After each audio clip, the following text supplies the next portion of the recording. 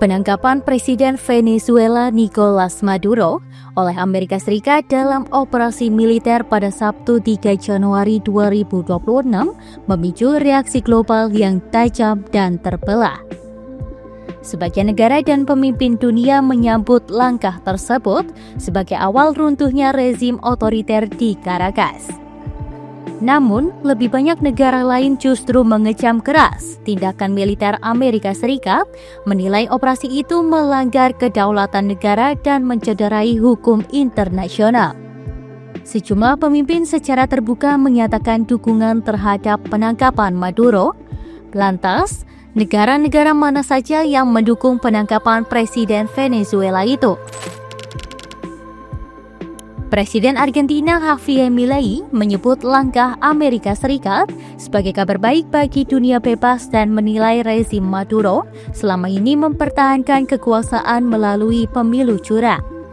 Presiden Ekuador Daniel Noboa menyampaikan pandangan serupa, menyebut penangkapan tersebut sebagai awal runtuhnya jaringan narkotikavista di Amerika Latin. Dukungan juga datang dari Perdana Menteri Israel Benjamin Netanyahu yang memuji Presiden Amerika Serikat Donald Trump atas apa yang disebutnya sebagai tindakan berani demi kebebasan dan keadilan. Di Eropa, dukungan tersirat muncul dari kalangan politik non-pemerintah. Pemimpin Partai Reform UK Nigel Farage menyatakan meskipun langkah tersebut bertentangan dengan hukum internasional, tindakan Amerika Serikat dapat memberi efek jerah terhadap negara-negara besar seperti China dan Rusia. Sebaliknya, gelombang kecaman keras datang dari berbagai penjuru dunia. Sekretaris Jenderal Perserikatan Bangsa-Bangsa Antonio Guterres menyebut operasi militer Amerika Serikat sebagai perkembangan yang sangat mengkhawatirkan dan berpotensi menciptakan preseden berbahaya.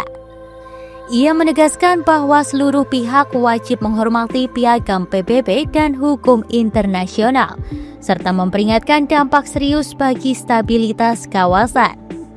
Presiden Brasil Luiz Inácio Lula da Silva menyatakan bahwa pemboman wilayah Venezuela dan penangkapan presidennya telah melampaui batas yang dapat diterima. Menurut Lula, tindakan tersebut membuka jalan menuju dunia yang diwarnai kekacauan dan hukum rimba. China dan Rusia juga menyampaikan kecaman keras. Beijing menyatakan sangat terkejut dan mengecam penggunaan kekuatan militer terhadap negara berdaulat. Sementara Moskwa menyebutnya sebagai agresi bersenjata yang tidak dapat dibenarkan. Negara-negara Amerika Latin seperti Meksiko, Bolivia, Chile, Kolombia, Uruguay, dan Nicaragua menolak intervensi militer asing dan menuntut penghormatan terhadap kedaulatan Venezuela. Presiden Chile Gabriel Boric dan Presiden Kolombia Gustavo Petro menyuarakan kekhawatiran atas eskalasi konflik dan dampaknya terhadap stabilitas kawasan. Di Eropa, sikap yang diambil cenderung lebih berhati-hati. Presiden Prancis Emmanuel Macron menekankan bahwa transisi politik di Venezuela harus berlangsung damai dan demokratis. Kanselir Jerman Friedrich Merz menyatakan pihaknya masih mengkaji aspek hukum operasi Amerika Serikat.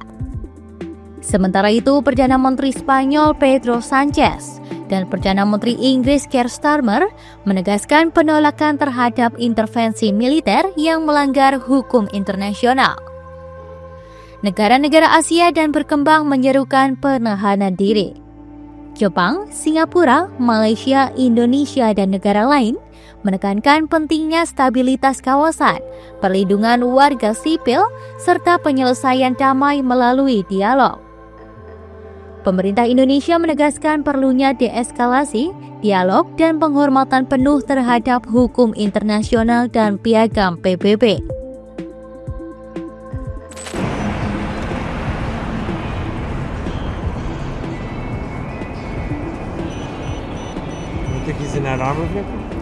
Di markas besar PBB, kekhawatiran semakin menguat. Sekretaris Jenderal PBB Antonio Guterres menegaskan bahwa eskalasi militer di Venezuela berpotensi menimbulkan dampak regional yang serius. Ia mendesak semua pihak untuk terlibat dalam dialog inklusif, menghormati hak asasi manusia, dan menjunjung supremasi hukum. Kepala HAM PBB Volker Turk turut menyerukan pengekangan dan menekankan bahwa perlindungan rakyat Venezuela harus menjadi prioritas utama. Misi pencari fakta independen PBB juga memperingatkan bahwa krisis ini tidak boleh mengaburkan akuntabilitas atas pelanggaran HAM berat yang telah lama terjadi di Venezuela, termasuk pembunuhan di luar hukum, penahanan sewenang-wenang, dan penyiksaan. Sementara itu, Venezuela secara resmi meminta Dewan Keamanan PBB menggelar sidang darurat. Dewan Keamanan dijadwalkan mengadakan pertemuan pada Senin pagi waktu New York, 5 Januari 2026, untuk membahas operasi militer Amerika Serikat. Permintaan ini didukung oleh Kolombia dan Rusia. Pemerintah Venezuela mengecam serangan tersebut sebagai agresi militer brutal dan sepihak, serta menuding Amerika Serikat berupaya menggulingkan pemerintahan sah dan menguasai sumber daya minyak negara itu.